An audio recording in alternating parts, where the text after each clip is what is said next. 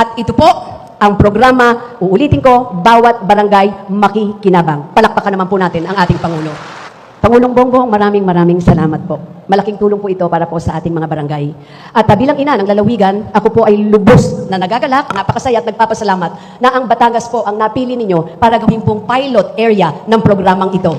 Ang kapal ng muka, yan ang buwelta ni Batangas 1st District Representative Leandro Leviste matapos ang umano'y irregularity sa pamamahagi ng ayuda sa Batangas. Kilala niya rin umano ang nasa likod nito.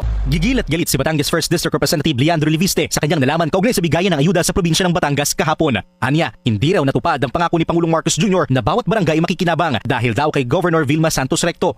Ang kapal ng muka ng mga politiko na pinipigil ang pamimigay ng ayuda na hindi naman galing sa sarili nilang bulsa. May tampo raw kasi si Ate V sa mga kapitan ng 84 na barangay kaya hindi sila isinama. Absent daw kasi ang mga kapitan sa mga patawag ni Gov. Dahil ang ilang barangay captains na to ay tinatawag ni Governor Vilma ilang beses sa kanyang opisina at dahil siguro mahalang gasolina ngayon, hindi na sila sumusulpot. 200,000 pesos pa naman sana ang makukuha na ayuda ng bawat barangay pero naun siya mito. Git pa ni Leviste, ang 84 na barangay ay sasakop pa lang ng distrito kaya posibleng ganito rin ang sitwasyon sa iba pa. Kaya panawagan niya kay PBBM, ibigay na ang ayuda sa mga barangay. Siguro naman hindi ito alam ni President Marcos.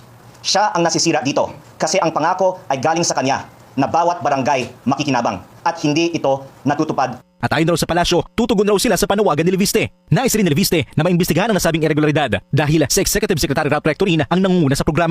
Ang kapal ng muka ng mga politiko na pinipigil ang pamimigay ng ayuda na hindi naman galing sa sarili nilang bulsa.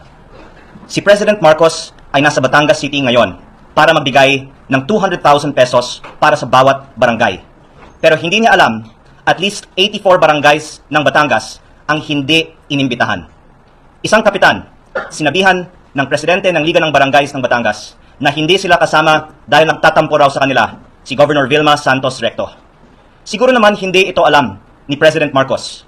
Siya ang nasisira dito kasi ang pangako ay galing sa kanya na bawat barangay makikinabang at hindi ito natutupad ngayong araw.